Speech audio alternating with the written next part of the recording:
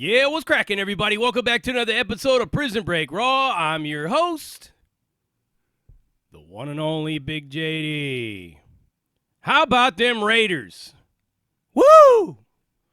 Gotta throw that shit in there, man. Put up 40 points against the defending champs, the Chiefs. It'll be the first time that Derek Carr has ever won at Arrowhead.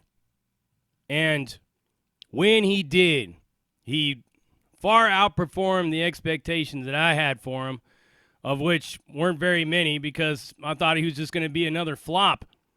He had some rough years, but it looks like he's playing like his job depends on it, because it does.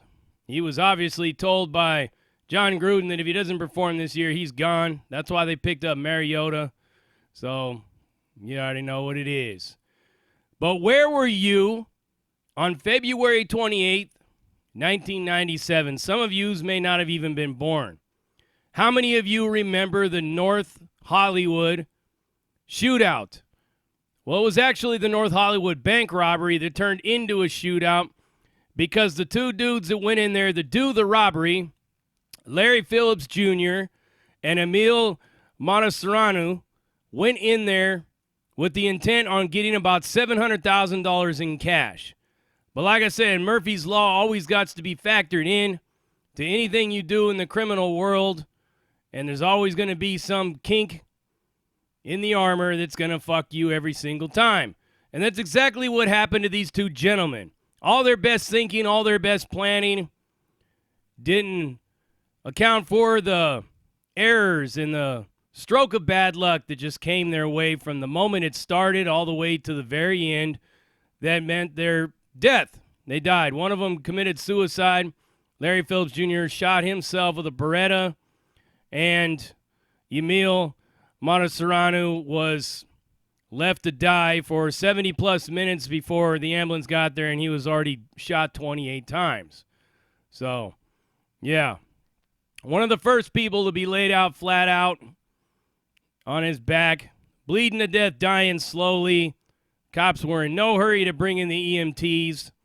EMT's excuse to not show up on time was, well, we thought there was a third suspect. But they knew all along, and I'm going to tell you why they knew all along. That was bullshit. They murdered that dude right there in that street, but nobody said a fucking peep about that. But let's go into some of the facts to how I know they're lying. Number one, Emil and Larry were in the front of the bank over there in North Hollywood, Bank of America over there, and they were checking the police scanner to give themselves about 7 or 8 minutes of free time to go in there and get the money, get back in the getaway car. It was a Chevrolet Celebrity, and get out of the scene.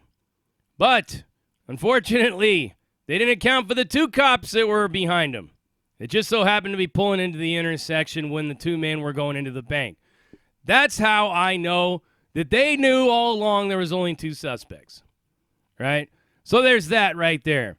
They go into the bank. A customer's on his way out. They push him back in, throw him to the floor. They're completely covered in body armor. They're like a couple of juggernauts from Call of Duty, completely covered. The only thing that wasn't covered was their legs and their head. Everywhere else, growing guard, full body armor around the chest, everything. Those little puny 9mm Beretta bullets and 38 caliber Smith & Wesson bullets from the cops at the time did nothing. Nothing. It was just like clink, clink, clink, clink, clink, clink, clink, just bouncing off of them dudes. So they go up into the bank, and with their armor-piercing rounds, they shoot through the door. Those doors were not designed for these kind of firearms or these kind of dudes right here. These dudes were well calculated, well planned out, this whole thing. So they make the bank manager open up the safe, but unfortunately, there wasn't $700,000 in that safe at the time because the armor car didn't deliver the money yet. A change in policy and all that meant that they had to either wait or take what they can get, and what they got away with was a little over $300,000, but the bank manager slipped some die packs in there and they exploded, and the money was just completely destroyed. So Larry Phillips Jr. and Emil Monteserrano thought that they could get the manager to open up the ATM machine. Well, that didn't work out because, once again, another change in policy meant that the bank manager does not have the key to the ATM. So they were fucked. They had to get out of there with what they had. And when they ran out the door, they noticed that there was cops all around them. How did they get there so quick? Because the two cops that were pulling into the intersection saw them. But these cops were not prepared for what was coming out of that bank. These dudes were armed with AK-47s, HK-91s, a Beretta, a Bushmaster, all kinds of shit. 2,000 rounds of ammunition was fired in this shootout that lasted several minutes. They proceeded to try to get in their car and get away, couldn't, went down the street, and they were just literally walking. These cops could not handle them. Several of them were injured. It was even at one point in time where the two separated, and Emil was trying to carjack a man who was in a Jeep, but the dude in the Jeep hit the kill switch, and he couldn't get the car, he couldn't get it shit to start. So then he proceeded to dip behind the original getaway car and open fire on the cops again. But what they did is they decided to crouch down and shoot underneath the car, shooting out his legs. Like I said, he got shot in the butt 3 times. 28 times he got shot in the legs and the buttocks and all that. Finally ended up surrendering. Meanwhile, Larry Phillips Jr. is walking down the street, unloading with an AK-47 on anything and everything that moved. Anything and everything that moved. At this point in time, the SWAT team was already being called. It was, I think it was called Attack Alert, where all law enforcement agencies in the whole entire area were dispatched. It was over 1,000 officers by the time the shootout was over. But Larry Phillips Jr. was walking down the street. His AK-47 was inoperable. He dropped it to the ground. He picked out a pistol and he started shooting. Somebody shot his hand, and he knew he was done. Pulled out the pistol, boom, blew his head off. Then the cops opened fire on his already dead body laying on the ground, severing his spine with a round to the back, and the rest is history. He was dead that fast. But Emil Matasuranu was still opening fire on the cops until they shot him so many times in the legs that he finally surrendered. And that's it. They were on his back. They were kicking him, beating him. Of course, the cameras pulled away. They were treating him real bad, probably stomping on his injuries, might have even put another bullet in him. Somebody even said that I talked to once upon a time who lived over in that area said that they heard a couple more shots when he was already on the ground. So you go ahead and do the math. They wouldn't let the EMTs come in there. They wanted him to die slowly. That was their payback. It was so bad for these cops because all they had was an Ithaca pump shotgun, some Berettas, so they had to go to the gun store to get a couple of AR-15s. That's how bad this was. That's how armed to the teeth these two gentlemen were. Now, what makes this bank robbery so unique and so interesting and so historical is the fact that it was this bank robbery that set the wheels in motion to basically turn the police in this country into a paramilitary unit. That's why they got all the body armor. That's why they look like military with their pants, their tactical gear they wear, fully automatic assault rifles and submachine guns and everything else that they have on them now was because of this bank robbery. Because their bullets did nothing. You want to know what else did absolutely nothing to prevent this armed robbery? Tougher gun laws. Now remember, we were a couple years into the assault rifle ban.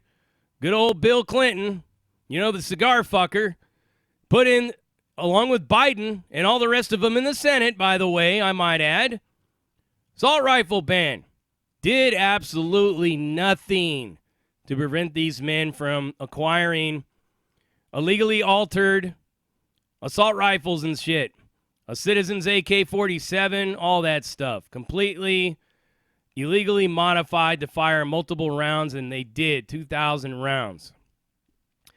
Now, the thing about these two individuals is this was not their first bank.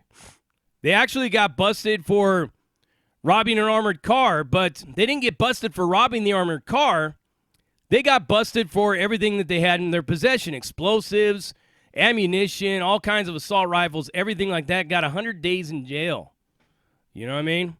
Got out. We're right back at it. They got most of their property back except for the explosives and the firearms. Now you have to ask yourself, how did they get out of this situation? How did they only get 100 days for that? Don't know how many times I got to tell you people, you get what you pay for. And when you pay for a bomb-ass attorney, it don't matter if you got a fucking rocket launcher. They're going to be able to get you off some way, shape, or form. Plus the laws in regards to a lot of these things were at the state level. They weren't really at the federal level yet at this time, so they were able to skate through. They also hit another bank, also another armored car as well, but they hit another bank and got about $1.5 million out of that. So these dudes had some cash. They knew what they were doing. They had it all figured out. But like I said, Murphy's Law will always kick in and just completely fuck you. And that's what happened with these guys. You know, and the cops basically killed the meal. They just did that, man. They couldn't stand the fact that these fools had them by the balls the whole entire time. And if everything didn't go wrong the way it went wrong, they probably would have gotten away because the cops were even being told to let them go, let them go. Don't engage them. They're too armed to the teeth. They're completely outgunned. That's what it is. Now you take a look around you, and even the Board of Education has military type of assault rifles and tactical gear and everything like that. The whole entire law enforcement apparatus of this country is armed to the teeth because of this North Hollywood shooting. So in case people were trying to wonder on why, the one thing you got to understand about the government and all of its foes and forces and everything that's with it is they use those foes in order to find excuses to create crazy and out of control laws or to justify why they're armed to the fucking teeth. They were waiting for something like this for a long time to happen so that they can use this as a means to an end of cops just looking like Barney Fife cops with a 6-shooter in their holster to turn them into straight fucking tactical SWAT team members. They don't really need the SWAT team anymore because they're all the SWAT team now. So yeah, that's what it is. Gun laws did nothing. And this bank robbery right here set the wheels in motion for why the cops are completely armed to the teeth and look like the way they look now. Also, in tribute to the fact that this happened in North Hollywood, I'm wearing my boy Gil from American Cholo. I'm wearing his shirt because he's from Hollywood over there in that area, so I'm sure he remembers this whole situation well. But like I said, these kind of things, Columbine, all of this happened during the assault rifle ban, did nothing to prevent anybody who can acquire these weapons illegally. That's why I don't agree with gun laws. Because basically what you're saying is when you banned assault rifles, all you're saying is anybody that is a criminal can have it, but you cannot. So if 1,000 criminals arm themselves with illegal assault rifles with bump stocks and everything else on it, and you can't have them, the only thing you can defend yourself with is a pea shooter, you're going to be outgunned, and Lord forbid if we ever have a fucking hostile takeover in this country to that degree, where the citizens can't do what the Constitution allows them to do and stand up and take matters into their own hands and pull off exactly why the Japanese never invaded the United States.